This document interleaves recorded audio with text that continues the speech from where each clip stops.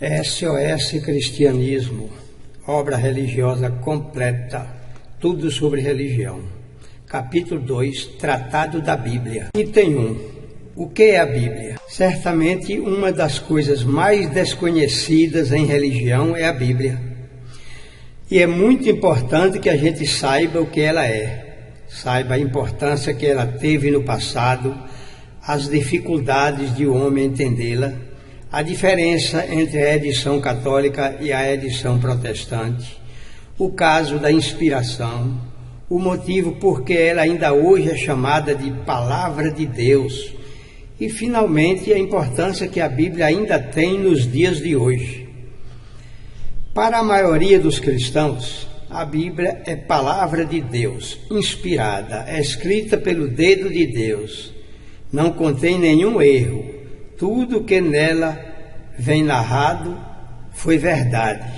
Ninguém pode mexer na Bíblia para corrigir ou atualizar nada.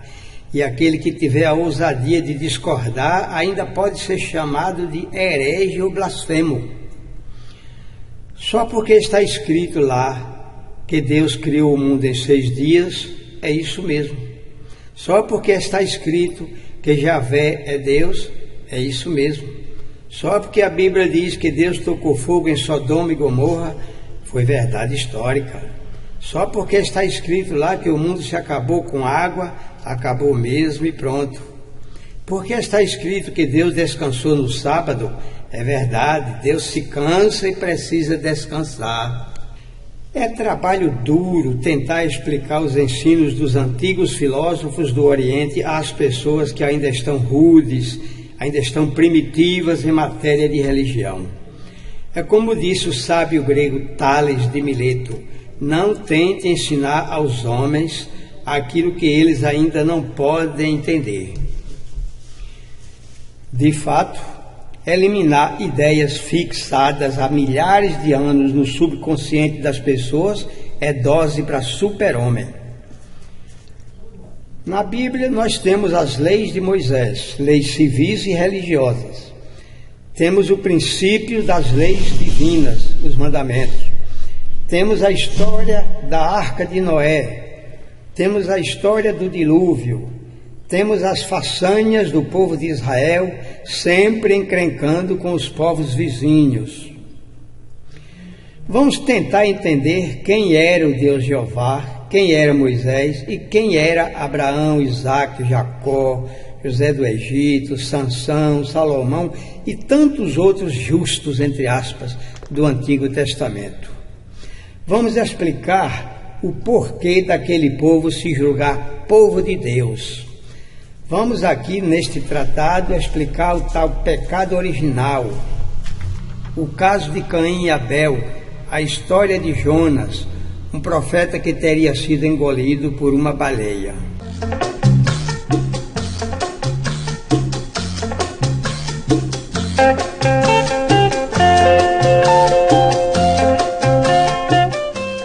Item 2. Quando a Bíblia foi escrita, quem a escreveu, como está dividida? Às vezes a ingenuidade de um leitor de Bíblia é tanta que chega a pensar que a Bíblia é um livro atual, escrito como qualquer outro livro da atualidade, por um autor, num dado ano, que o original foi conservado. Não é assim. A Bíblia é uma biblioteca, uma lista de 73 livros. Cada livro foi escrito por um autor, juntando todos os que a escreveram, são mais ou menos 50 autores. Moisés escreveu alguns deles. Vários profetas como Isaías, Jeremias, Ezequiel, Daniel e mais 12 menores escreveram as suas profecias. Salomão e Davi escreveram cânticos e hinos, os salmos, até que em mais ou menos 500 anos foram escritos todos os 46 livros do Velho Testamento. A Bíblia está dividida em 2 partes, Velho Testamento e Novo Testamento. O Velho é composto por livros escritos antes da vinda de Jesus ao mundo. E os 27 livros do Novo Testamento foram escritos depois que crucificaram Jesus. Portanto, fora escrito do meio do primeiro século ao início do segundo século de nossa era. Durante alguns anos, os padres discutiram muito sobre alguns dos livros do Antigo Testamento para saberem se alguns desses livros eram fajutos, falsos, na lista dos livros sagrados. Pois eles desconfiavam que 7 daqueles livros não foram inspirados. Os 7 livros suspeitos são o livro de Tobias, os 2 livros dos Macabeus, o livro da Sabedoria, o livro do Eclesiástico, o livro de Baruque e o livro de Judite. Mas no final das discussões acabaram aceitando estes livros. Mais tarde surgiu o protestantismo, no século XVI, e a velha dúvida voltou. Os reformadores acharam que aqueles 7 livros não deveriam ter sido aprovados.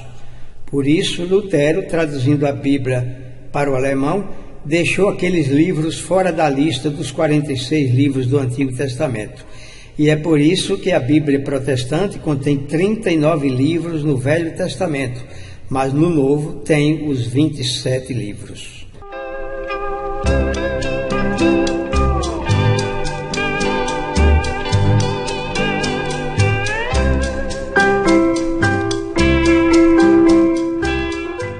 Item 3.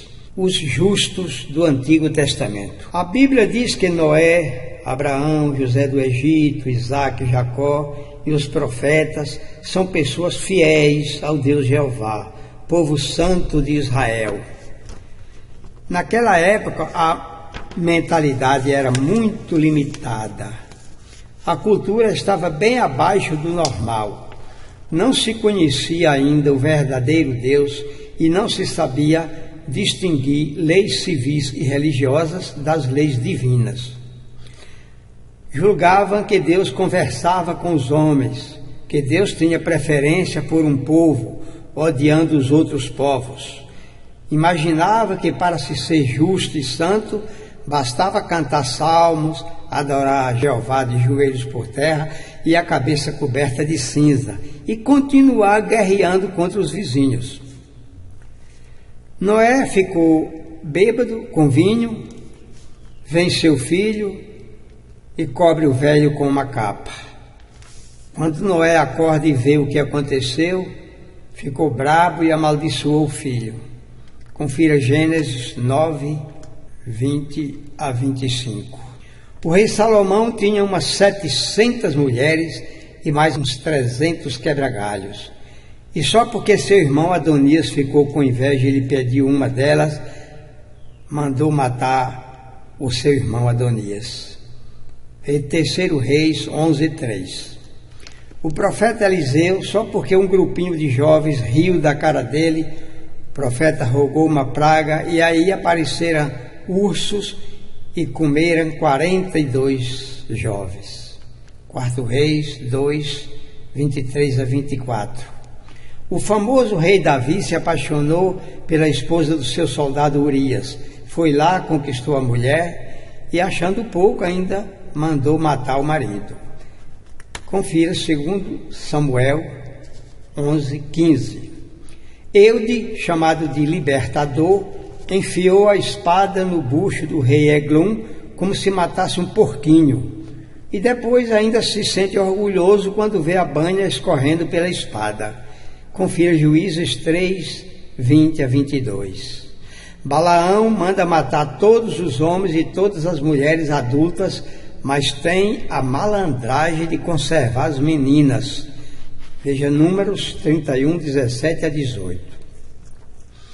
O profeta Elias manda cortar o pescoço de 450 sacerdotes só porque estavam cultuando o seu deus Baal. 1 Reis, capítulo 18. Depois ainda manda matar mais 100 homens, 2 Reis 1, 10 a 12. E o mais engraçado é que depois de matar tanta gente, o profeta ainda subiu vivo para o céu, conforme 2 Reis 2, 11. Já pensou, ouvinte, que privilegiado entrar no céu cheio de crimes? Raquel aluga o marido à sua irmã em troca de umas frutas. Jacó passa seu sogro para trás, depois engana também o seu irmão. Moisés, de mãos dadas com Jeová, na passagem do Mar Vermelho, mata um monte de gente. Antes, na saída do Egito, ele já havia matado todos os filhos mais velhos de todas as famílias e até os filhos dos animais. Também mata 5.000 homens só porque tiveram a curiosidade de olhar para a tal Arca da Aliança, o altar onde morava o Deus dos Hebreus. Logo depois mata 14.000 homens só porque os coitados acharam ruim. Em Números 16:49. Moisés achava que os próprios anjos eram soldados dele. Entre aspas, o anjo do Senhor, numa só noite, matou 185.000 assírios. Fim da nota. Segundo Reis 19:35. Moisés manda matar 3.000 pessoas pela espada. Depois da carnificina, ainda abençoou os criminosos. Êxodo 32:28-29. Sansão uma vez partiu um leão ao meio, com um só tapa. Confira Juízes 14:6. Depois amarrou 300 raposas pelos rabos e soltou as bichinhas dentro da roça dos seus inimigos.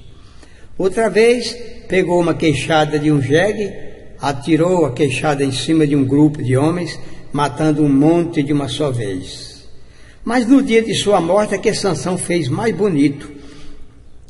Segurou as 2 colunas do prédio, orando ao seu Deus Jeová, puxando as colunas. O enorme prédio desabou em cima de todo aquele pessoal.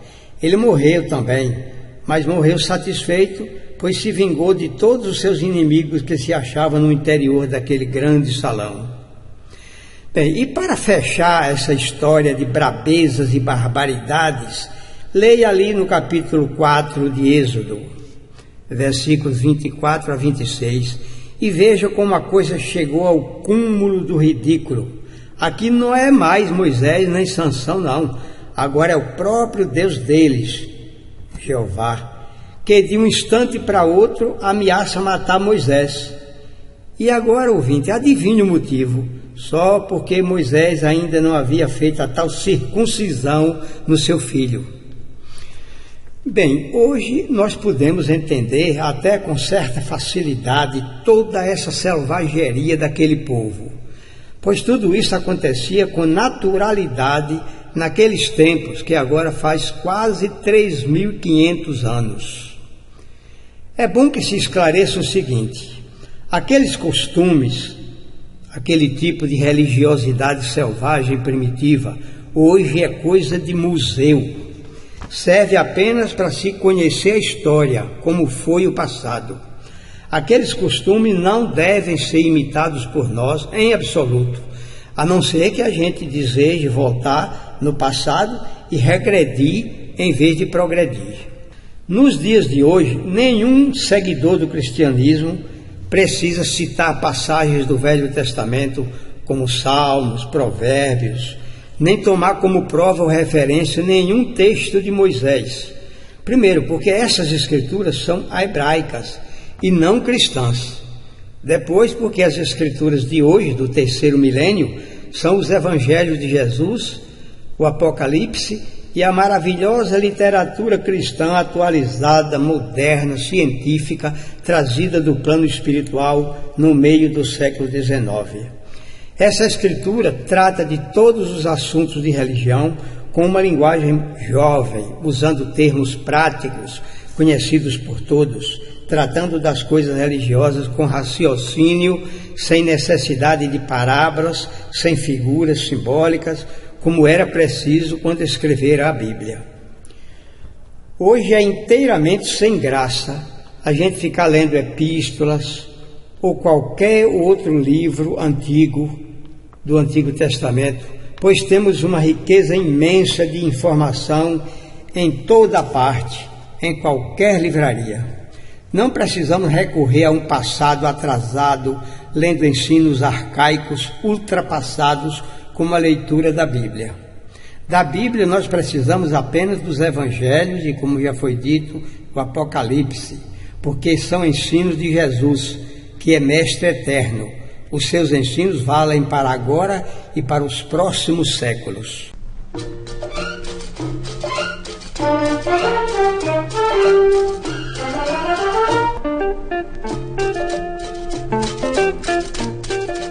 Item 4. Bíblia, Palavra de Deus. Conforme você está percebendo, ouvinte, Moisés era iniciado religioso. Era médium, portador de várias formas de mediunidade e era político legislador. Ele precisava ser ditador e às vezes até cruel, agressivo, duro com aquele povo semi-selvagem. Naquele tempo, só na base do medo, da ameaça e das promessas é que se conseguia traquejar um grupo de pessoas.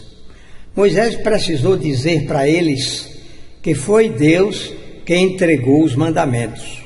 Foi Deus que criou todas aquelas leis. Enfim, tudo se conseguia usando e abusando do nome de Deus. O povo simples, supersticioso, rude, acreditava que era mesmo o próprio Deus criador do universo que lhe ajudava a guerrear contra os povos vizinhos, etc. Assim, eles precisavam começar a acreditar que eram os preferidos de Deus, era o povo de Deus. Assim foi com tudo mais. Para que uma coisa fosse acreditada, fosse levada a sério, tinha que ser chamada de Deus. Isso aqui tem que ser respeitado porque é de Deus. Essa lei é lei de Deus. Essa aliança, essa arca, esse altar são de Deus. E naturalmente os livros que foram escritos pelos profetas, pelos homens experientes e antigos, eram chamados livros de Deus. O que está escrito aqui é palavra de Deus. Assim o costume pegou. Mais tarde, na Idade Média, a igreja fez a mesma coisa que Moisés havia feito. Disseram aos seus fiéis que Maria de Nazaré, a mãe de Jesus, é mãe de Deus, que a liturgia da missa é a Santa Missa, que a hóstia é santificada, que as imagens são santas imagens, santas cruzadas, até Santa Inquisição e Santo Ofício. Pensando bem, todas essas coisas tiveram sua época. Houve necessidade de existir. Só que hoje, quem pretender acreditar nessas ideias está com pelo menos 2000 anos de atraso. Sabemos que palavra de Deus é qualquer boa palavra, qualquer ensino correto, moderno e de acordo com a doutrina do cristianismo. Assim como um lindo poema lírico, uma bela poesia espiritualista ou mesmo romântica, um bom discurso feito com a intenção de melhorar a política ou a religião ou mesmo a ciência. Tudo isso é palavra de Deus.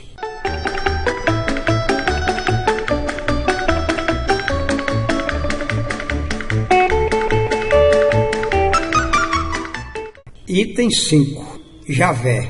Como as pessoas se enganam com tudo, também se engana com essa realidade que chamamos pelo nome Deus. Quem era aquele espírito superior que orientava e guiava o povo hebreu?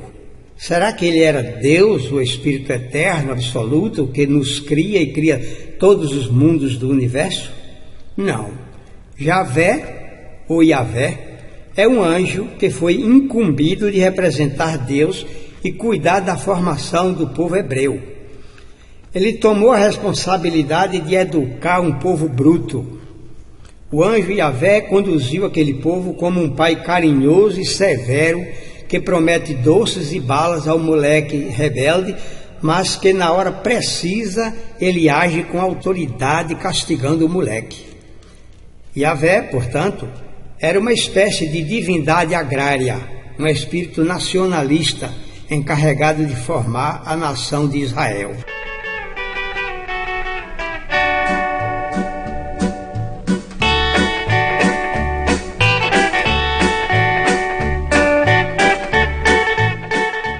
De item 6. A Bíblia é inspirada.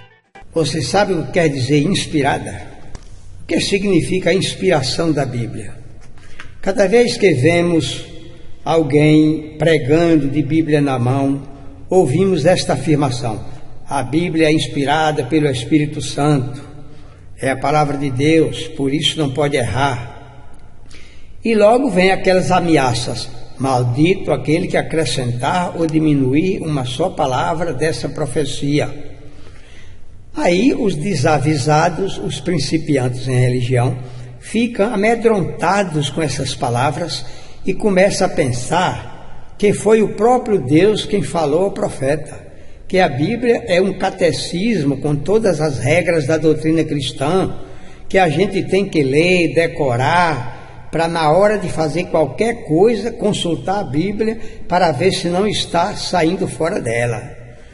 Veja bem, amigo ouvinte, inspirar um livro, uma poesia ou qualquer texto é receber a ajuda de bons espíritos.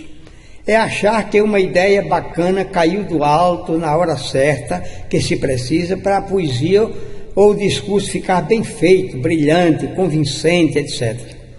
Você pode entender a inspiração de duas maneiras: ou como uma boa ideia, como entendem os leigos em matéria de religião, ou como explica a doutrina cristã, que ser inspirado é ser assistido por um espírito protetor, um bom espírito, que nos momentos de necessidade nos sopra uma ideia, assim como aconteceu ali em Mateus 16, 17, quando Pedro recebeu a inspiração de um bom espírito, que ele soprou no ouvido dizendo: responde que Jesus é o Cristo, Filho de Deus vivo.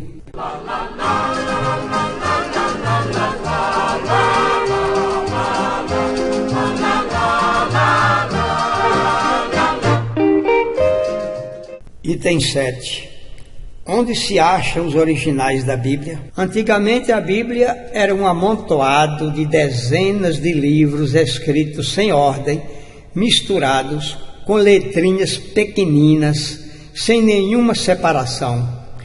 Eram 3.741 rolos de pergaminhos escritos à mão, com as palavras emendadas, sem pontuação e sem acentos. Você já imaginou isso?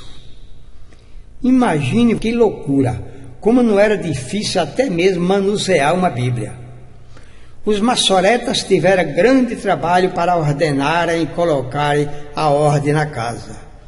Depois, no século XIII de nossa era, Stephen Langton dividiu a Bíblia em capítulos e em 1551 a Bíblia foi dividida em versículos. Cada hagiógrafo, quer dizer, autor de livros da Bíblia, escrevia o seu livro em hebraico, por exemplo.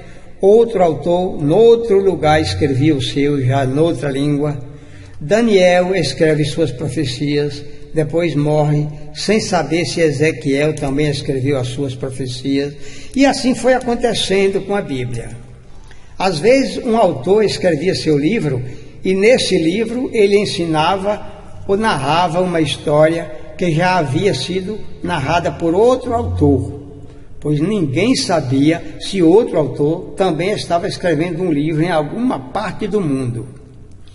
Desse jeito foram escritos os livros da Bíblia. E por isso temos pensamentos e muitas doutrinas repetidas em 2 ou mais livros. E esses livros não foram escritos com a intenção de se juntarem todos num só volume para formar a Bíblia. Nenhum autor imaginou que isso um dia pudesse acontecer.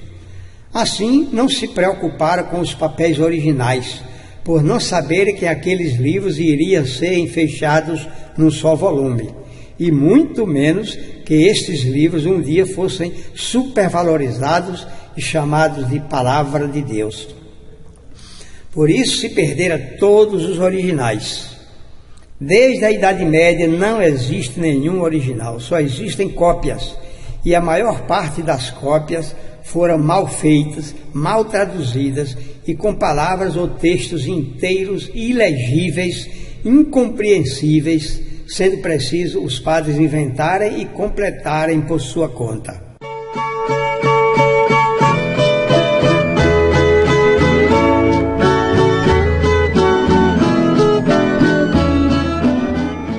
Item 8. Como entender a Bíblia? Já dissemos que quem ouve nem sempre sabe escutar ou pode entender. Quem lê nem sempre tem a capacidade de estudar. Você pode estar pensando que é lendo que se estuda. Sim, é verdade. Não se pode estudar sem ler. Mas apenas leitura não é estudo.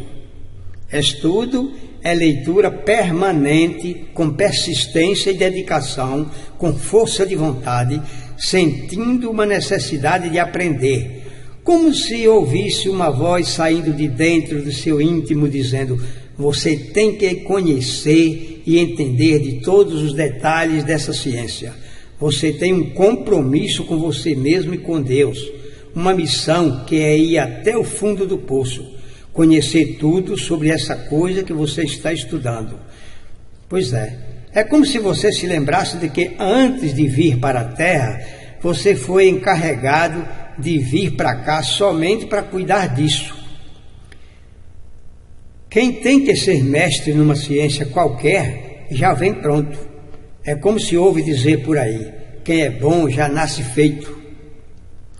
Assim, aquele que apenas lê a Bíblia, mesmo que passe a vida inteira lendo-a e decorando capítulos e versículos, e com o tempo saiba a Bíblia de cor, mas não pesquisa, não critica, não questiona, jamais será conhecedor de Bíblia. Será sempre um biblista, um ledor de Bíblia, um acreditador nas palavras da Bíblia. Estamos fartos de explicar que acreditar não é saber. Os nossos irmãozinhos evangélicos vivem o tempo todo perguntando às pessoas: você acredita na Bíblia? Ora, para entender o que ensina os mestres espirituais, é preciso um preparo em todos os sentidos: preparo de cultura acadêmica, universitária e preparo mental. Ou seja, precisa que a pessoa tenha a cabeça aberta, tenha desejo sincero de conhecer o pensamento dos sábios. Precisa que a pessoa se abra para a verdade sem preconceito e sem fanatismo. Precisa atender ao ensino do mestre: buscai e achareis, bata que a porta se abre. Isso significa que, para entender Bíblia, você tem que ler tudo que cair nas suas mãos: literatura comum, filosofia, história, ciências, etc. E no campo das ciências religiosas, você tem que ler não apenas a Bíblia e os catecismos ou livros de cânticos, mas todo tipo de literatura de qualquer seita ou religião, e isso durante anos e anos. Tem que conhecer a sua língua, lendo e consultando dicionários. Depois de todo esse preparo, você estará pronto para começar a entender Bíblia.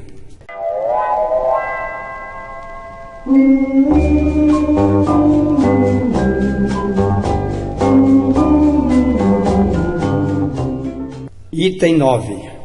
Adão e Eva. O homem simples, sem malícia, ingênuo, abre o livro do Gênesis e lê os capítulos 1 a 4, onde existem aquelas histórias fantásticas.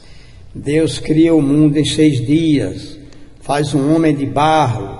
Enquanto o homem dorme, Deus lhe arranca uma costela e com essa costela faz uma mulher. Depois coloca os dois num paraíso cheio de frutas, ordena que coma de todas as frutas, mas proíbe comer de uma delas, porque é a que está no meio do paraíso. Se comer daquela fruta, fica conhecendo o bem e o mal. Aí Eva é enganada por uma serpente, entre aspas, e desobedece a Deus, cometendo o pecado original. São expulsos do paraíso. Eva dá à luz a Abel e depois a seu irmão Caim. Depois, Caim, por inveja, mata o irmão Abel e foge, levando uma mulher consigo.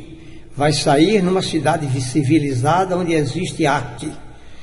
É realmente muito interessante essa figura, essa imagem, feita de forma simbólica, onde existem vários ensinamentos maravilhosos. Aqui nesses 4 capítulos estão narradas histórias ao carro para os bois entenderem. Histórias contadas como se fossem fatos reais, mas para se entender ensinos espirituais. Quando um mestre tenta explicar certas histórias ao aluno, dizendo que esta história não aconteceu de fato, logo o aluno, imprudente e ainda bruto, diz que o mestre está blasfemando, está chamando a palavra de Deus de mentirosa. Mas não é assim, com casca e tudo, que a história é mentira. Não se trata de mentira, mas de entender da lição de moral e de espiritualidade que a história deixa para a gente. Aqui, o que interessa é o ensino que o autor da história quis passar para a gente.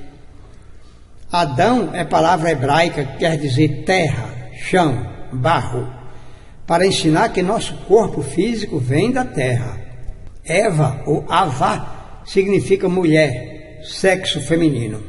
A figura da criação do mundo em 6 dias significa que o Eterno, quer dizer, o Espírito Criador, organizou os elementos químicos da natureza criados por ele em 6 períodos de tempo muito longos, que podem ser de 1 milhão de anos cada. Em todas as religiões antigas existe a figura de Adão. No hinduísmo, o Adão se chama Admo e Eva, Prakrati.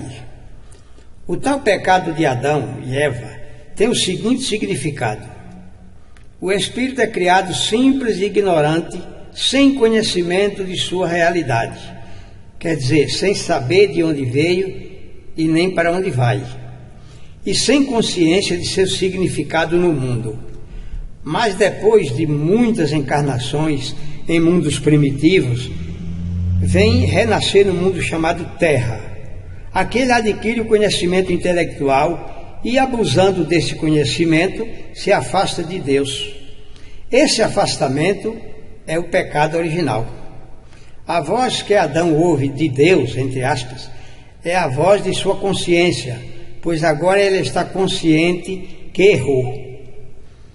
A expulsão do paraíso significa que nós, todos os espíritos que foram exilados do mundo capela, fomos expulsos de lá porque abusamos da inteligência para cometer agruras. E aquele mundo capela se acabou. Por isso Adão veio para a Terra para iniciar a população desse planeta que até esse tempo estava informe e vazio. Assim, Adão pode ser também o primeiro espírito que representou uma raça civilizada. Sabemos que a Terra precisou milhares de anos para esfriar, e quando já estava fria, vieram espíritos de outro mundo e começaram a povoar a Terra. O mundo capela é distante daqui cerca de 45 anos-luz. Os sábios sabiam inventar historinhas como estas para enganar crianças, pois todos nós ainda somos crianças espirituais. Antigamente não era permitido o ensino direto de modo claro, mas tudo era passado por símbolos. Os iniciados entendem símbolos, mas o povão só entende quando se fala de coisas materiais. Ora, cada vez que os habitantes de um mundo se rebelam contra o Criador, querendo passar o pé pela mão, aí Deus cria mais mundos e expulsa esses espíritos para que eles comecem tudo de novo noutro planeta.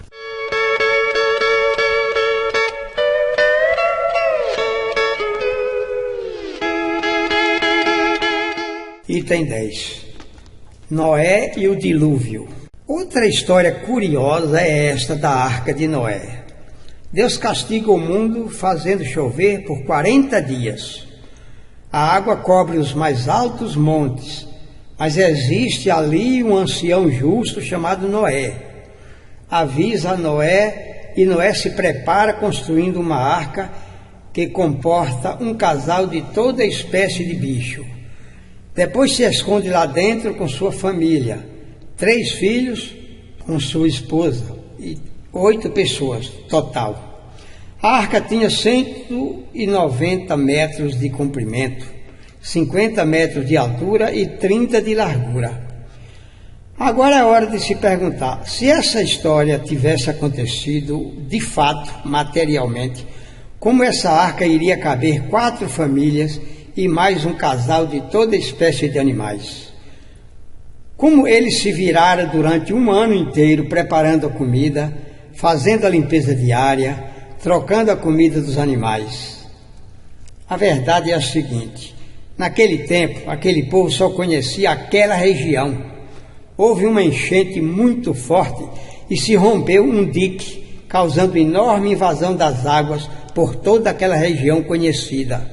Mas não foi universal, foi regional, foi local. A água não atingiu o Egito, nem chegou aos pés das pirâmides.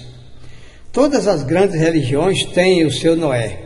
A lenda é a mesma, só muda o nome do herói.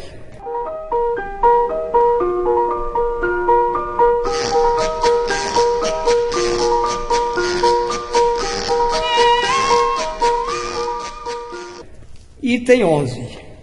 A Arca de um Noé moderno. Vamos brincar ou descontrair um pouco. Se houvesse uma inundação hoje e pintasse um Noé moderno, construindo uma arca, ele precisaria acrescentar novos animais. São animais que não existiam naquele tempo. Um bode expiatório, uma mula sem cabeça, uma gata borralheira, uma vaca de presépio, um elefante branco, um burro de carga, um leão de chácara, um coelho de Páscoa, um macaco hidráulico, uma raposa política, uma zebrinha da loteca, um cachorro vira-lata, um cavalo de pau, uma ovelha negra, uma mula de padre, uma pomba da paz e assim por diante.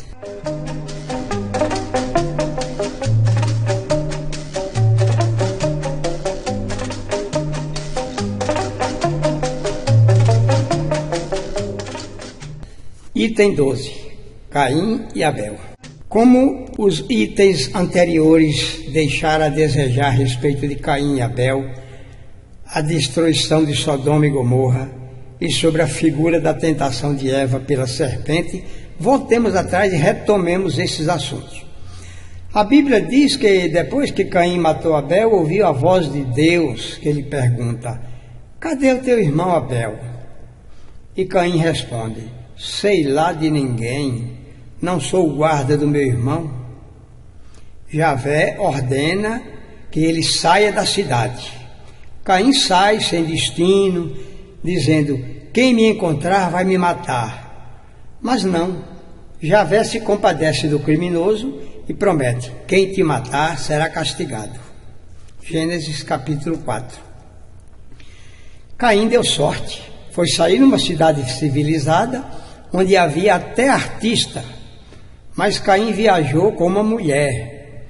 Aqui aparecem logo os curiosos perguntando: onde Caim achou essa mulher? Pois era o comecinho da povoação da terra.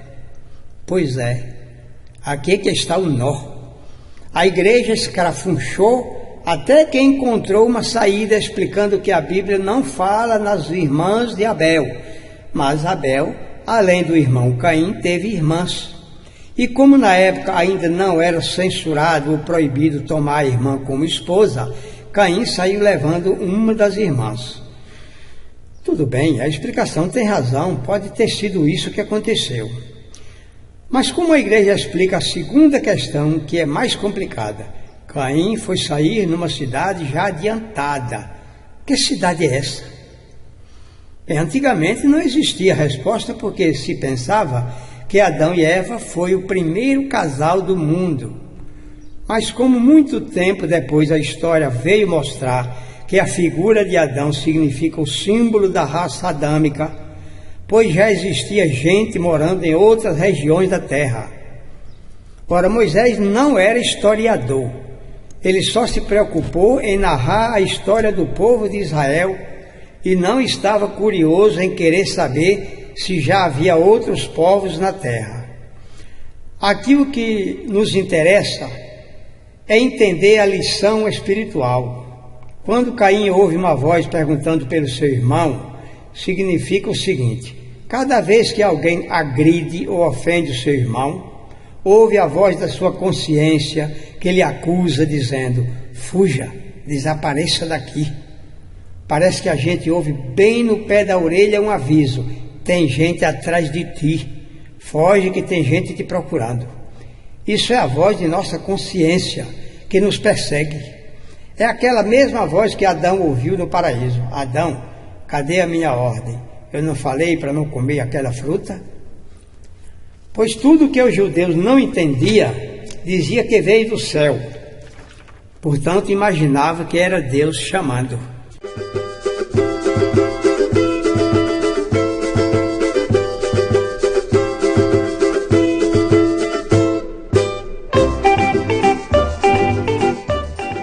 Item 13. Sodoma e Gomorra destruídas por Deus. Capítulo 19 de Gênesis. Já explicamos que histórias como essas são figuras para a gente entender as coisas de Deus. Você já pensou, ouvinte, se Deus fosse assim como imaginavam os judeus?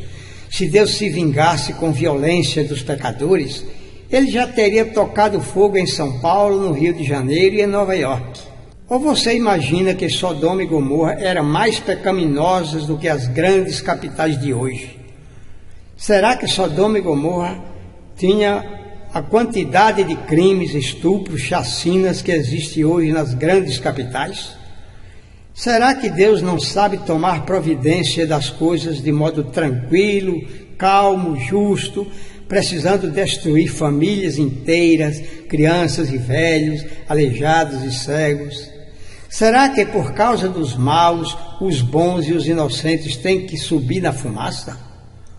Ora, Deus nunca destruiu cidade alguma.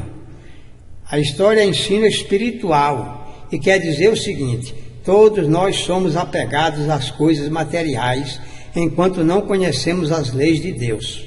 E precisamos aprender a destruir os vícios e o egoísmo que existem dentro de nós.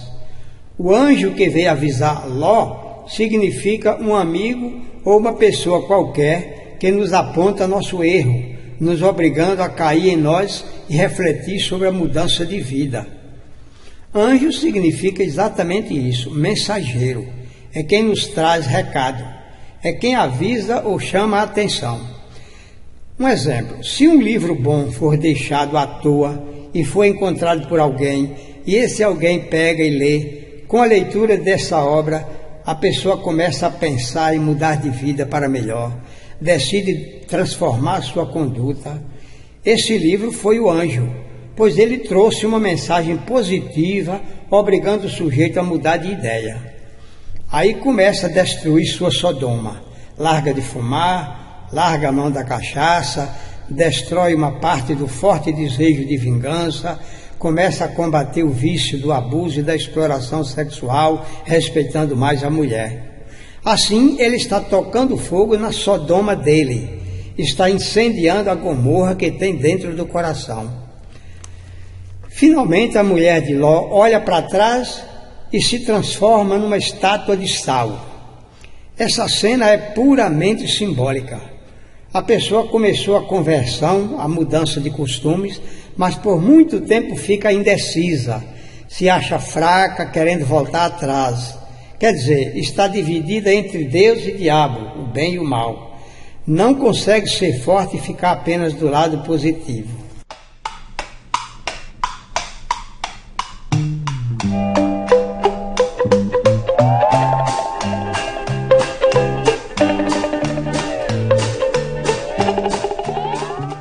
Item 14.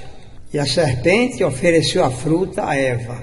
Gênesis capítulo 3. A misteriosa história da tentação de Eva no paraíso por uma cobra não ofende somente a mulher, mas também ofende a cobra.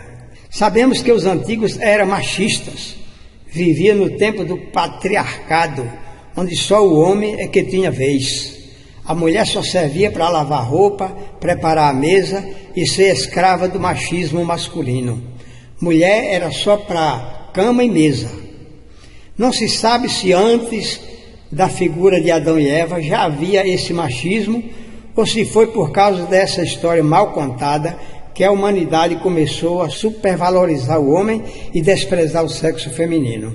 O autor bíblico dizendo que por causa da desobediência de Eva, todas as mulheres ficaram condenadas a parir, sofrendo as dores do parto e ficaram sujeitas ao marido. Essa interpretação errônea da Bíblia causou enorme prejuízo às mulheres e às cobras, porque a palavra serpente foi colocada por engano.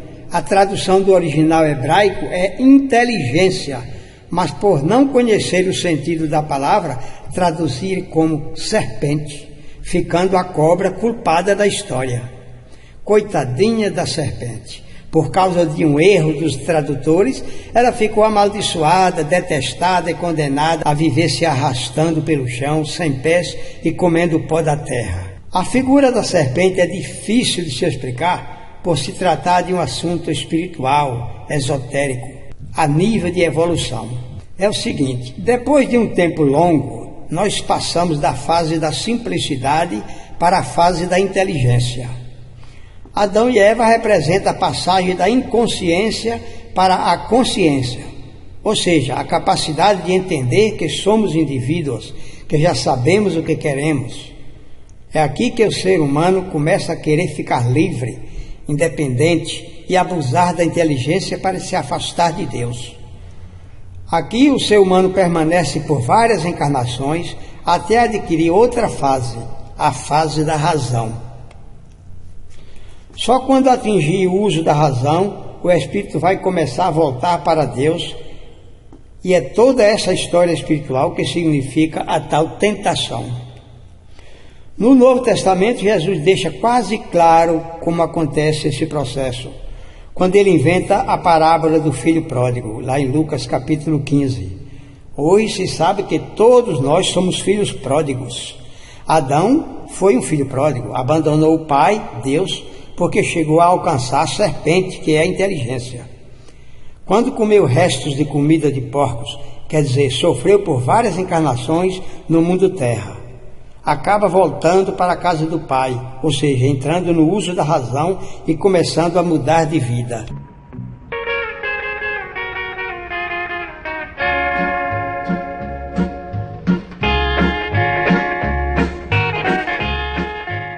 Item 15. Que palavras e expressões são essas? Quando se abre uma Bíblia e começa a ler alguma coisa, logo vem as palavras como gomor, bato, efi, ciclo, libra, côvado, ceitil, mês de Adar, mês de Xantico, mês de Sabá, mês de Sivan, jornada de um sábado, mês de Elul, mina de prata, estádio, talento de ouro. E aí o leitor desavisado fica perguntando: que palavras são estas? Bem, estas palavras vêm de línguas antigas e são nomes de medidas de comprimento, de peso, de moeda, etc. Os meses eram assim: Elul era o 6º mês do ano, Sivan era o mês que começava com a lua de junho, e o mês de Adar ficava entre o fim de fevereiro e o começo de março. O mês de Sabá era o 11º mês do ano, ano santo, e ficava entre o fim de janeiro e o início de fevereiro. Na verdade, esses nomes pouco atrapalham o leitor, pois são medidas da época, e a gente pega um dicionário e logo se familiariza com eles. O que atrapalha mesmo não é a leitura, mas a compreensão do texto, o entendimento do ensino, a ideia passada pelo autor. São expressões e palavras de sentido profundo que fogem da cabecinha de muita gente. Sábado, Cristo, adorar, batizar, parecer, inferno, céu, emprestar, eterno, salvo, visitar, ressurreição e assim por diante. Aqui você certamente fica pensando: quem não sabe o que significa, por exemplo, dormir, desposar, visitar, sábado? Sim, quando essas palavras e outras são empregadas por nós no dia a dia, escritas num livro didático, livros de se estudar na escola. Todos conseguimos entender tais palavras. Mas aqui o caso é outro. são palavras que foram mal traduzidas ao serem passadas de línguas antigas para as línguas modernas. Vamos continuar mais um pouco, trazendo umas expressões da Bíblia. Casa de Davi, comer pão, povo de cerviz dura, filho de Davi, adormeceu com seus pais, foi se unir ao seu povo, morrer de morte, quem contará o pó de Jacó? Olho direito, reino do céu, filho do homem, mão direita, nascer da água e do Espírito, Espírito Santo, e assim vai. O leitor de palavras como estas tem a ilusão de que está entendendo o que leu. Na verdade, só entende estas palavras aquele que se preparou para isso. Preparado para conhecer a linguagem da Bíblia é quem tem a vocação para missionário. Não vamos aqui explicar cada expressão dessas, porque você vai deparar aos poucos com elas durante a audição de nossa obra. Quando Jesus falava, na casa do meu Pai há muitas moradas, reino do céu, quem pecar contra o Espírito Santo não receberá perdão. Nem era entendido pelos seus discípulos, nem foi entendido mais tarde pelos pais da igreja.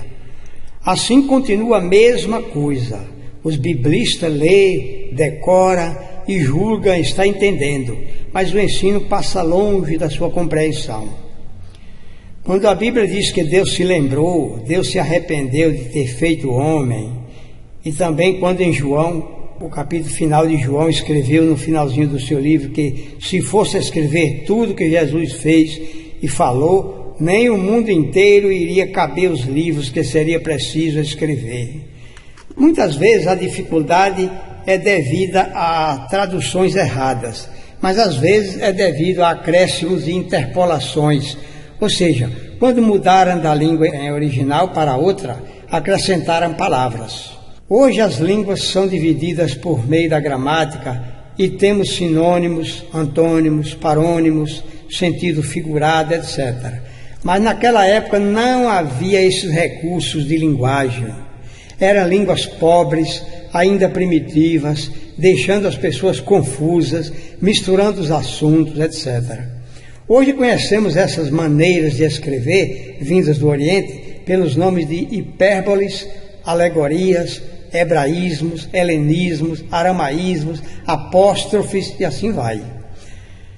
Com todas essas dificuldades para o povo entender as explicações de ordem religiosa, os mestres antigos criavam histórias e com uma palavra ou um algarismo ele dizia uma coisa. Por exemplo, quando fala que a besta tem o número 666 na testa, queria ensinar que o animal representa o pecado, mas só quem sabia o segredo da numeração, a Cabalá, podia entender o que era a besta.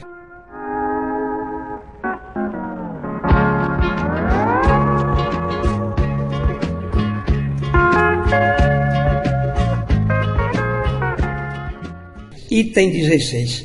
Ainda as façanhas dos judeus. Voltemos ao item 2 e retomemos aquele mesmo assunto sobre as gavolices do povo judeu. Dissemos como o judeu se gloriava de suas tradições, fazendo questão de conservar seu heroísmo na lembrança dos seus descendentes. Aliás, não eram somente os judeus quem gostava de imaginar histórias fantásticas com a finalidade de destacar os atos heróicos de sua gente.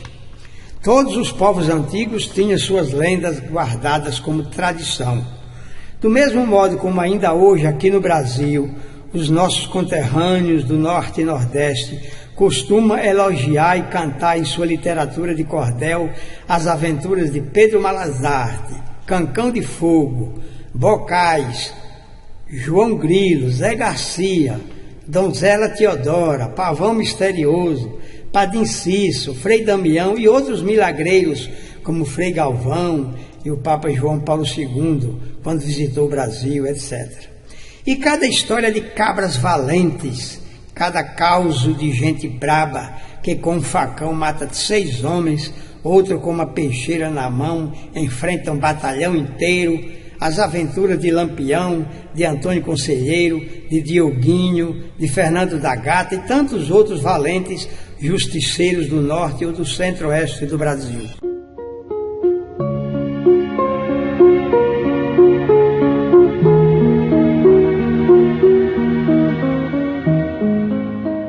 Item 17.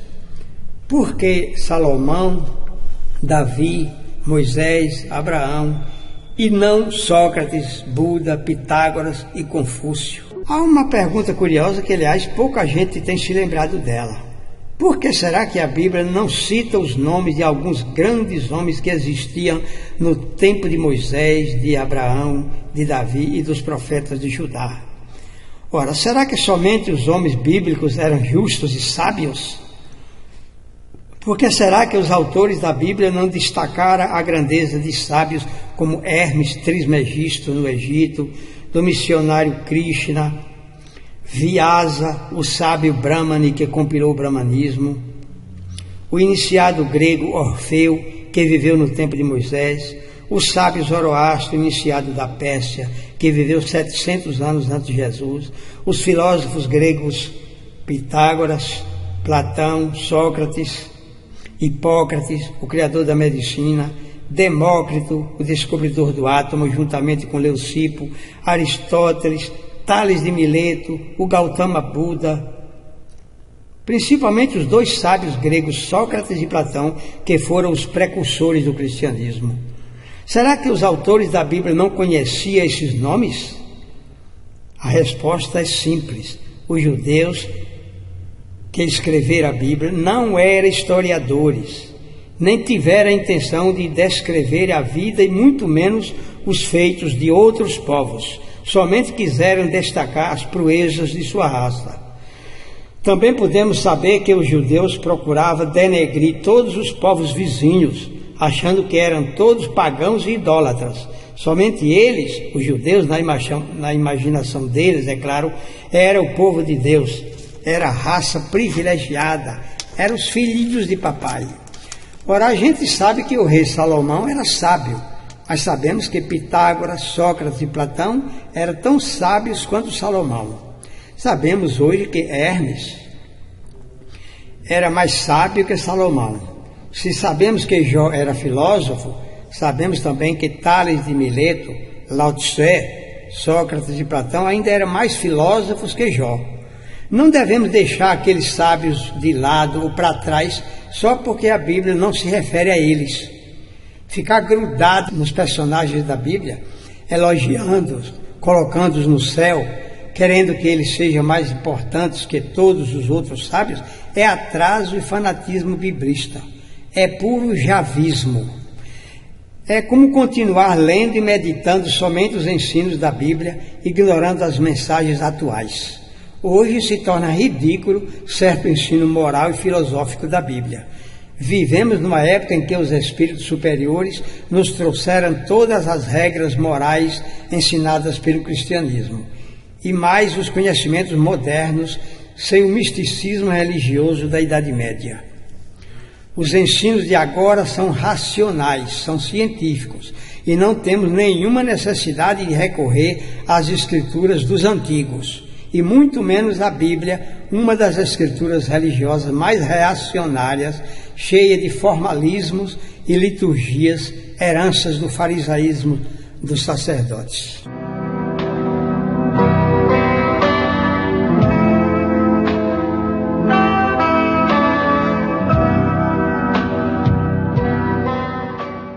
Item 18. Jeová e Deus. Já falamos quem era Jeová e o que ele representou na antiga aliança. Numa cultura primitiva, a noção de Deus também tinha que ser primitiva. O povo antigo prestava culto às coisas e às pessoas, não distinguia o Criador da criatura. Qualquer homem que fosse diferente dos outros, que vivesse de modo estranho, orando, meditando, frequentando uma sinagoga ou um templo, esse homem podia ser chamado Deus, ou pelo menos passava a ser santo. Assim, Krishna era Deus, Moisés era santo, Hermes era Deus, e Jesus é ainda hoje chamado de Deus e homem verdadeiro. Vários homens e mulheres na Idade Média foram para a lista de santos e santas. A humilde Miriam de Nazaré, a mãe de Jesus, nunca imaginou que um dia fosse chamada de Mãe de Deus. Mas os padres, depois de endeusarem Jesus, colocaram Maria no trono. E hoje, em pleno início do 3º milênio, ainda existem algumas dezenas de Marias sendo cultuadas em vários lugares do Brasil e do mundo. Maria das Dores, Maria de Loreto, Maria da Boa Morte, do Bom Parto, Nossa Senhora do Ó, da Agonia, do Pilar, Nossa Senhora da Divina Pastora, Senhora Aparecida, das Candeias, de Fátima, Nossa Senhora de Lourdes e assim vai. Até religiosos como Bernardo de Claraval, Torquemada e Inácio de Loyola foram venerados como modelos de religiosidade, imaginem. Hoje estamos iniciando uma verdadeira transformação da mente. Não todos. Sabemos que Jeová era um Deus agrário, um Deus intermediário entre Deus verdadeiro e o politeísmo. Jeová é o Deus do terror, que domina pelo medo, pela ameaça, é o Deus criado pelos homens, enquanto Deus é o Criador dos homens. Javé é o Deus que castiga, que deixa seus filhos no Tártaro, na Geena. Javé é o Deus dos exércitos, o Deus da guerra, o Deus que gosta de sentir o cheiro de carnes queimadas e do incenso. Javé é o Deus de olho por olho, dente por dente. É o Deus feito à imagem dos ditadores. O Deus Jeová governou por 3.500 anos, dominando a mente dos homens desde 1500 a.C. até o século XIX, pois era decretado que assim fosse. O Deus Jeová embalou o sonho dos israelitas, consolou os padres e os fiéis das igrejas até o final do século XIX, quando Deus enviou a terceira revelação para nos esclarecer a diferença entre Jeová e Deus. Foi quando morreu o Deus de Moisés, dando lugar ao Deus de Jesus, cujo nome é Amor. Morreu o Deus dos exércitos para viver o Deus da paz. Morre o Deus das penas eternas para que possa viver o Deus da vida eterna. Morre o Deus de olho por olho, dente por dente, para viver o Deus que perdoa 70 vezes 7. Morre o Deus de Abraão, Isaque e Jacó, para viver o Deus Pai de todas as nações do mundo. Morre o velho guerreiro que dava preferência ao povo hebreu para viver o Deus da eterna juventude que escolhe todas as raças para serem seus filhos. Agora, no 3º milênio, povo de Deus são todos os habitantes de milhões de mundos criados por Deus, pelo Deus universal. Aquele Deus que castiga suas criaturas até a 3ª e 4ª geração, hoje é quase finado. E daqui a alguns anos, Jeová será uma leve recordação de um passado.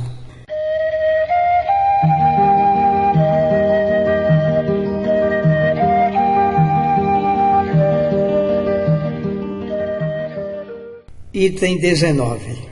Que relação existe entre o Velho e o Novo Testamento? Para muita gente, esta é uma pergunta sem sentido, já que quase nenhum autor religioso até agora questionou o enxerto do Novo Testamento nas Escrituras de Moisés.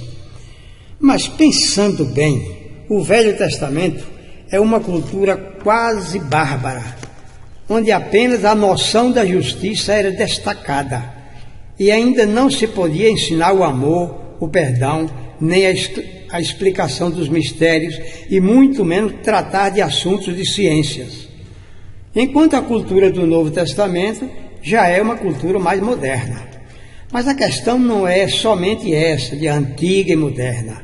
É que o ensino de Jesus é universal, pois trata do amor, do perdão, além de passar regras de conduta para a sociedade e dá um toque sobre vários pontos de ciências ainda desconhecidas em sua época. Talvez o único motivo por que incluíram os evangelhos e demais livros do Novo Testamento num só volume, chamando esse volume de Bíblia, tenha sido porque várias passagens das profecias se referem a Jesus. Mas Jesus é mestre livre, independente da cultura judaica. Seu ensino é revolucionário e muitas vezes Jesus aboliu leis de Moisés e pregava sempre contra os costumes e tradições daquele povo. Jesus não pertence a nenhum povo, porque é mestre espiritual. Todos os mestres são espíritos universais. Seus ensinos são holísticos e não um corpo de doutrina formado para uma geração adequado a uma determinada cultura. Precisamos abrir esse parênteses porque a nova revelação do cristianismo considera a cultura judaica como cultura primitiva, hoje coisa de museu. Enquanto o Novo Testamento, sim, representa a novidade em ideias. Assim, não costumamos chamar a mensagem de Jesus de Bíblia. A Bíblia deve ser apenas os livros do Antigo Testamento.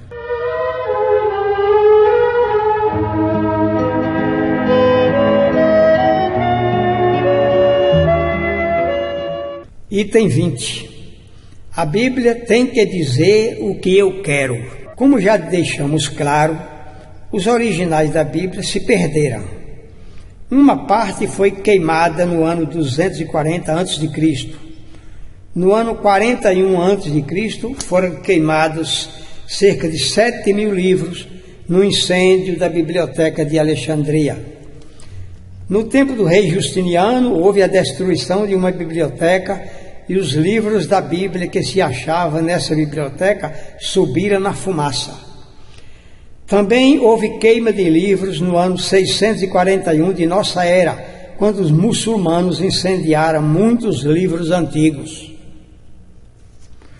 No ano 384, Jerônimo, a pedido do bispo Damaso, fez uma tradução da Bíblia. Essa tradução valeu até o ano 1590, quando foi alterada por Sisto V.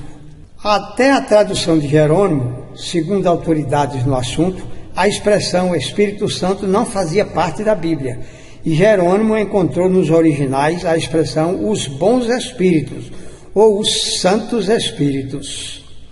Isso quer dizer que os autores sagrados não queria ensinar que só existe um único Espírito Santo, angelical, capaz de colaborar com Deus, mas existem milhões de anjos ou espíritos já cristificados, angélicos, que colaboram com o Criador na tarefa de trazer mensagens ao nosso mundo. Mais tarde, alguns padres franceses fizeram uma tradução adulterando essa doutrina, singularizando as palavras Espírito e Santo, porque foi criada a ideia da Trindade de Deus. Dos anos 160 a 800 de nossa era, quando foi formada a igreja, padres mudaram tanta coisa na Bíblia que hoje é impossível saber exatamente como era o original de várias passagens dela. Cada organização que se aposta de uma coisa precisa mudar aquilo, deixando-a do seu jeito. Se uma religião pega a Bíblia como propriedade sua, ela faz com que a Bíblia diga aquilo que essa religião quer.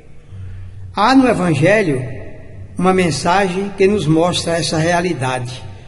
O, entre aspas, diabo, tentando Jesus, tenta provar que está certo, pois está escrito, diz ele, que os anjos te protegem. E Jesus, por sua vez, retruca, mostrando ao diabo que a Bíblia diz, não tentarás o Senhor teu Deus.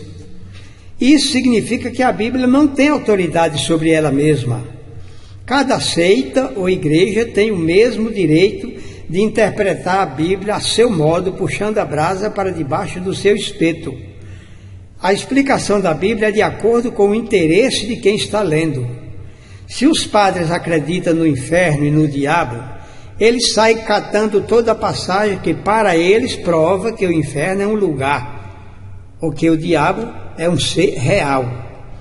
Se o leitor é evangélico e acredita no fim do mundo e na salvação de graça, Ele cata todos os versículos que parecem provar que Deus vai acabar o mundo e também toda passagem que parece falar da salvação barata demais, só porque o crente crê que o sangue de Jesus purifica.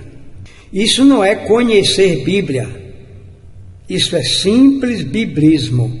Já mostramos como é que se estuda a Bíblia. Para começar, na Bíblia existem 4 sentidos. Palavra que traz sentido literal, vem no sentido figurado, outras no sentido alegórico, outras ainda no sentido metafórico ou hiperbólico, e ainda existem palavras usadas no sentido acomodatício. Um leitor qualquer, sem o devido preparo, entende a Bíblia como pode, a grosso modo, mas um ministro da palavra não pode ter a mesma mentalidade que tem uma pessoa comum, um leigo. Hoje, depois de tanto avanço nas ciências e na religião, um pastor de almas continuar pregando a necessidade de sacrifícios, penitências, isso é coisa ridícula. Hoje sabemos que os mandamentos da lei divina são apenas 2, o amor a Deus e o amor ao próximo. Mas ainda há quem ensine os 10, como era no tempo de Moisés. Hoje se sabe que o dia de descanso é o dia em que a gente estiver cansado. Ainda há quem ensine que tem que descansar no sábado, como na antiga lei trabalhista de Moisés. Parece que há muita gente lendo a Bíblia salteando páginas, pois Jesus explica repetidas vezes que, entre aspas, aqui está alguém maior do que Moisés. Fim das aspas. Como se vê, ele dizia que Moisés já tinha dado o que tinha de dar. Já havia trazido a sua mensagem, que foi a revelação da justiça. Mas agora, quem está aqui para trazer a nova mensagem, diria Jesus, sou eu, porque sou maior do que Moisés. Moisés, mestre da revelação antiga, só podia ensinar que é pecado cobiçar a mulher do próximo. Jesus, mestre eterno de todos os tempos, ensina que cobiçar qualquer mulher, no sentido de explorar sexualmente, é pecar contra o respeito à mulher, seja ela casada, solteira ou mãe solteira. Moisés dizia que é pecado matar, mas Jesus veio completar o pensamento, ensinando que apenas humilhar ou menosprezar um irmão já pecou contra o amor ao próximo, contra a caridade. Para se entender a mensagem da Bíblia, precisa aprender a separar as coisas, dar a César o que é de César e a Deus o que é de Deus. Isso quer dizer que cada revelação tem seu objetivo e uma quantia, uma medida de ensino doutrinário. A revelação mosaica teve como objetivo trazer a noção da justiça e trazer noções vagas de doutrinas que deveriam ser esclarecidas nas próximas revelações. É como se a gente combinasse a construir um prédio em 3 fases. O mestre de obra João, com seus pedreiros e serventes, constrói os alicerces. No ano que vem, o mestre José continua a obra, levantando as paredes, fazendo a cobertura. Mas daqui a mais 2 anos, o mestre Antônio, acompanhado de seus ajudantes, vão efetuar o acabamento do prédio. Fica entendido que a obra é uma só, mas em cada ano foi feita uma parte.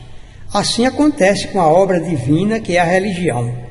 O construtor Moisés, assessorado pelos profetas e sábios de sua época, trouxe a primeira revelação, que foi o judaísmo.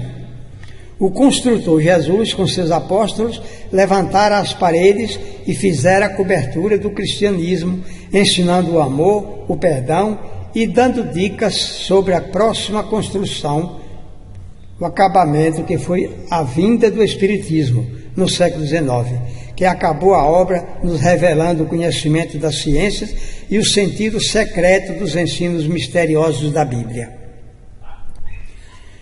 O Espiritismo, sendo a revelação científica, veio nos mostrar que houve erros na primeira revelação e também que na segunda não era possível explicar os detalhes, sendo preciso adiar o acabamento da obra para alguns séculos depois, quando espíritos superiores viessem descobrir os recursos da ciência, a tecnologia, a descoberta da energia elétrica, a invenção do motor, do relógio, do avião, do telefone e assim por diante.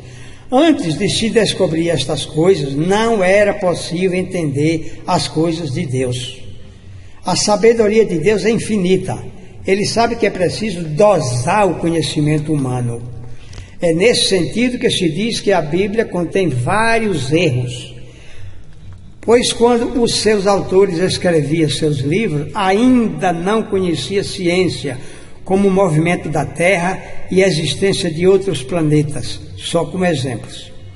Desse modo, eles escreviam o erro, e esse erro ficou na Bíblia até que viesse nova revelação e corrigisse. Dizer que a Bíblia é infalível, é inerrante, etc., é não conhecer esse detalhe da dosagem do conhecimento humano, pois não existe nada infalível a não ser Deus. Somente Deus é infalível. Tudo o que é feito pelo homem contém erros e imperfeições, pois Deus cuida de sua correção, enviando no tempo certo espíritos preparados para corrigir.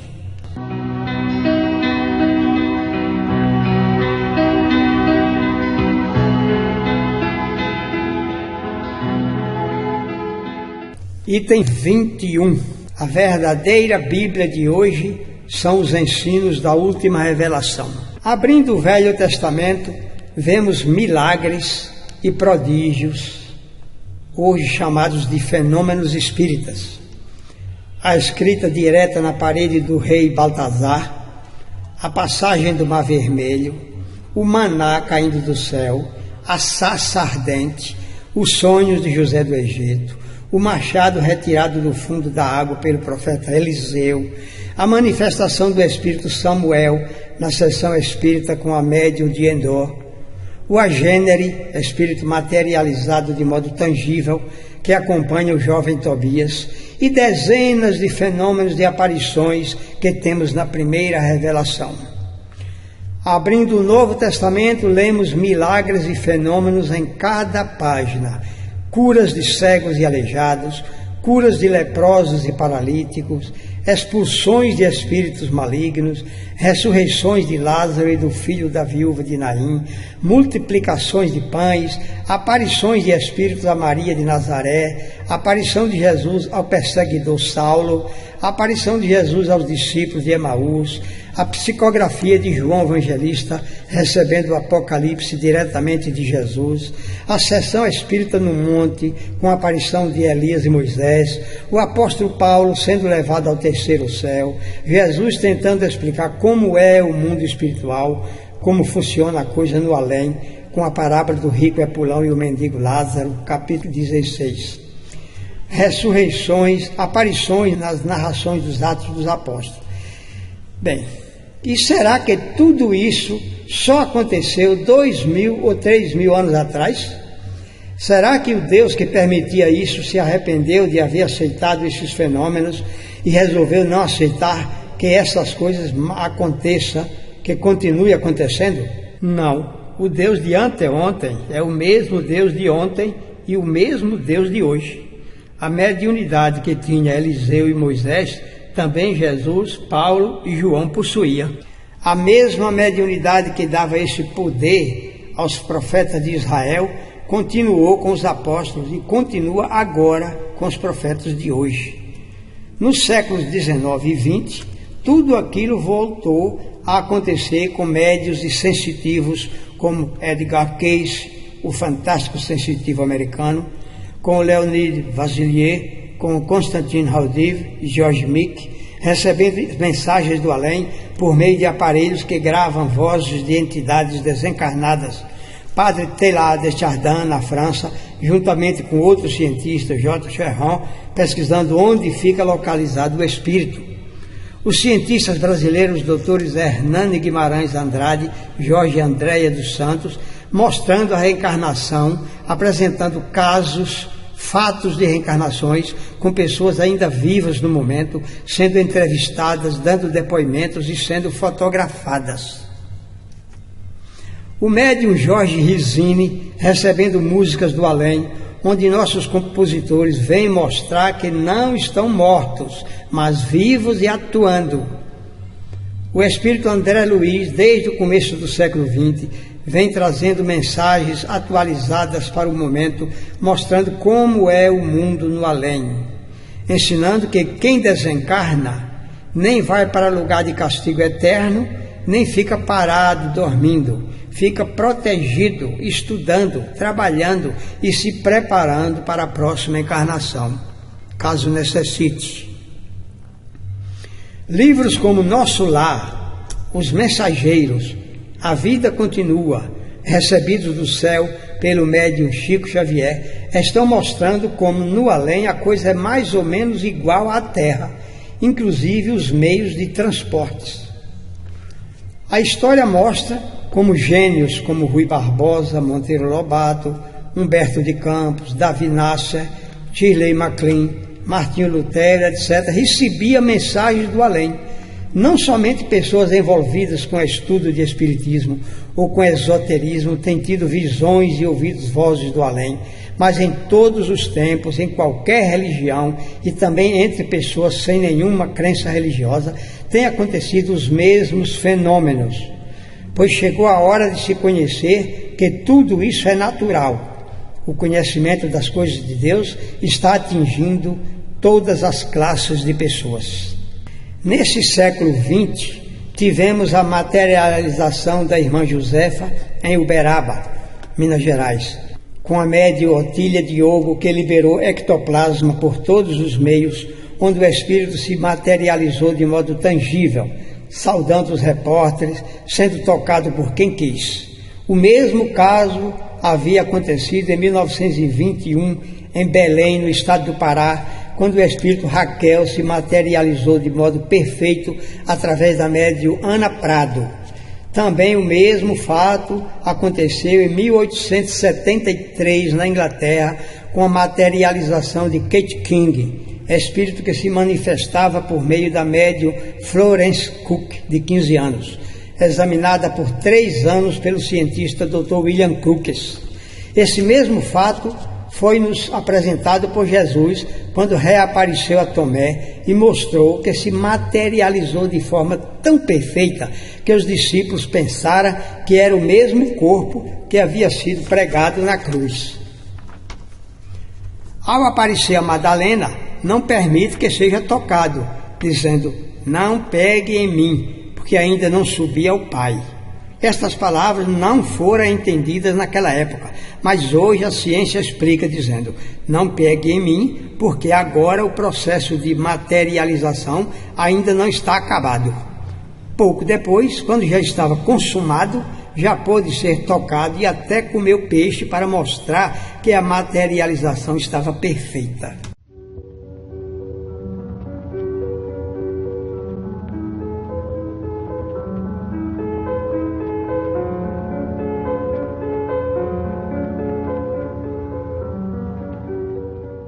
Item 22. Chico Xavier, o maior homem do século. Se na primeira revelação Deus escolheu Moisés para se encarregar de guiar um povo, fazendo desse povo uma nação, e na segunda revelação Deus envia Jesus para ensinar o amor e encarar todo o materialismo de Roma e de Jerusalém, assim aconteceu na terceira revelação, quando Deus escolheu Allan Kardec para codificar as mensagens renovadoras, explicando o que Jesus dizia. Agora, no século XXI, a doutrina cristã precisa ser compreendida e aceita por todos, porque é chegada a hora do cristianismo ser divulgado por toda a terra. Para isso é preciso que caiam os preconceitos, as discriminações e o monopólio religioso. Precisa a presença de um missionário em tudo parecido com Moisés e com Jesus. Um missionário que, com a simplicidade, a humildade e a bondade de Jesus, mas também com a mediunidade de Moisés, possa enfrentar a descrença e o poder religioso do século XX. Hoje que o Spiricom capta vozes do além e a morte deixa de ser o fim da vida, Hoje, quando começa a cair o poder político da religião oficial, hoje, com o mundo globalizado na internet, hoje que a crítica histórica e religiosa já permitem que a Bíblia seja desmistificada e explicada ao povo, só faltava mesmo surgir um homem da envergadura moral e espiritual de Chico Xavier. Nascido em 2 de abril de 1910, em Pedro Leopoldo, Minas Gerais, perdeu a mãe aos 5 anos. Criado sofrendo maltratos, começou sua grande missão já na infância, quando sua mãe lhe apareceu e lhe confortou os sofrimentos. Aos 17 anos, Deus lhe enviou um espírito iluminado que vem seguindo o cristianismo há muitos séculos, que havia sido padre no século XVI com o nome de Manuel da Nóbrega. Esse espírito, que no primeiro século da era cristã foi senador romano e governador da Judéia, lhe apareceu com uma proposta grandiosa. Foi enviado para ser guia, orientador de uma obra literária moderníssima, verdadeira catequese para o 3º milênio. Chico atendeu ao plano divino e meteu a mão na massa, recebendo cerca de 450 livros em 60 anos de trabalho. Suas obras foram vendidas aos 4 cantos do Brasil e da América, causando inveja a Paulo Coelho e Jorge Amado. Mais de 20 milhões vendidos por ano. Chico é o escritor mais aceito da América Latina. Seus livros estão traduzidos para várias línguas. Toda essa imensa renda é empregada na assistência social, construindo hospitais, sanatórios, creches e outras obras cristãs. Dezenas de crianças e adolescentes que morrem por acidente vêm consolar e confortar seus pais por meio da psicografia de Chico. Toda a renda dos livros recebidos do céu por esse missionário é para manter de pé o serviço espiritual realizado pelo movimento cristão. Chico continua pobre, morando numa casa velha e recebendo seu salário de aposentado. Em 29 de março de 1937, em São Paulo, diante de 600 pessoas, na Sociedade Metapsíquica de São Paulo, Chico recebeu uma mensagem em inglês, vinda de seu orientador espiritual, Emmanuel. A mensagem foi escrita da direita para a esquerda. O Hospital do Fogo Selvagem, em Uberaba, construído pela enfermeira Aparecida Conceição Ferreira, as casas André Luiz, em Guarulhos, São Paulo, sanatórios e casas de assistência espiritual recebem ajuda de Chico. Inclusive em Fortaleza, no Ceará, 100 mil mulheres fazem parto grátis recebendo ajuda do missionário Chico Xavier.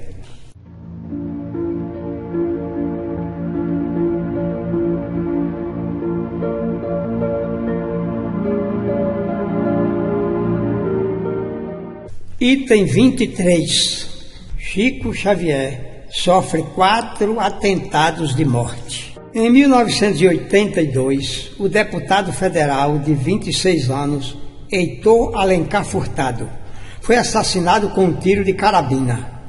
José Aparecido Branco, o Branquinho, o suposto criminoso, foi condenado a 30 anos de prisão.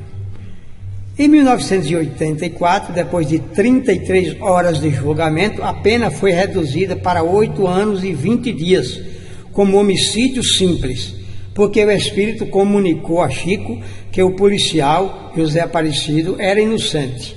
Disse o espírito: tudo não passa de um acidente.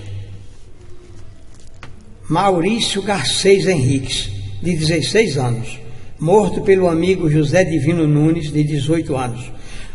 O acidente ocorreu em 16 de julho de 1979. Ainda no mesmo ano, Chico recebeu mensagem da vítima avisando-o que seu amigo José Divino era inocente. O bancário Francisco João de Deus, por acidente, matou sua esposa Gleide Dutra de Deus com um tiro no pescoço em 1980. Mas Francisco é inocentado pela justiça quando Chico é avisado pelo espírito Gleide que se tratava de um acidente. Diz o espírito: Ao tirar a arma da bainha, a mesma disparou, acertando o meu pescoço. Como todo renovador que traz novidades para melhorar o mundo é atacado por forças invejosas e reacionárias, Chico Xavier, por 4 vezes, foi agredido por pessoas que diziam vir ele matar. A primeira vez, em 1964. A segunda vez, em setembro de 1984. A terceira, em 1985. Um homem com uma faca se aproximou do médium dizendo: eu vim para te matar, mas não tenho coragem. Chico apenas lhe disse: você é quem sabe, meu filho. E o homem foi embora. A última vez, em 1992, um rapaz vindo do Paraná pulou o muro de revólver em punho, mas foi visto por um policial que chegou no momento e percebeu a intenção do rapaz. Levou o moço para a prisão. Chico, sabendo da história, foi visitar o moço. Chegando lá, mandou soltar o acusado e lhe deu o dinheiro da passagem. O rapaz voltou para sua cidade.